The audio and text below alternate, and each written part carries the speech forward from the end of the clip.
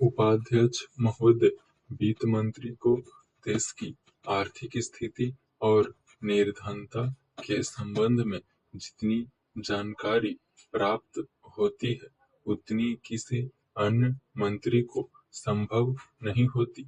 Budget बनाते समय वैसे तो बजट में आय व्यय का ब्यौरा होता ही है, लेकिन मूल रूप में देश की आर्थिक नीतियों में किस प्रकार का परिवर्तन हो तथा किस मार्ग पर वह देश को चलाना चाहते हैं, सरकार का लक्ष्य क्या है, इन सब नीतियों का बजट में विवरण होता है।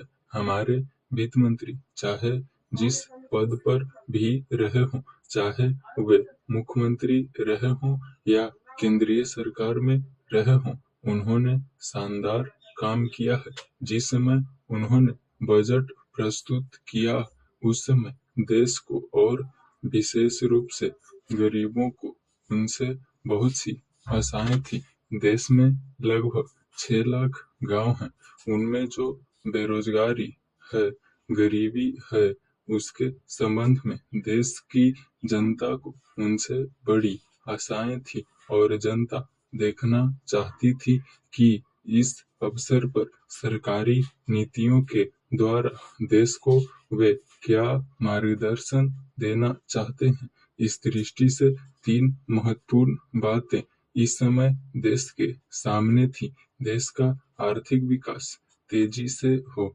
अधिक लोगों को काम मिल सके और मूल्यों में स्थिरता आए। जहां तक इन 3 उद्देश्यों का संबंध है, हमने देखा कि उस ओर कुछ प्रयत्न हुए हैं। विशेष रूप से गरीबी हटाओ के संबंध में इस देश में जो चर्चा चल रही है, इस बजट में कुछ सीमा तक उसका उल्लेख मिलता है, क्योंकि जितने भी प्रत्यक्ष कर लगे हैं, वे ज्यादातर धनी लोगों पर और विशेष रूप से शहर के लोगों पर लगाए गए हैं।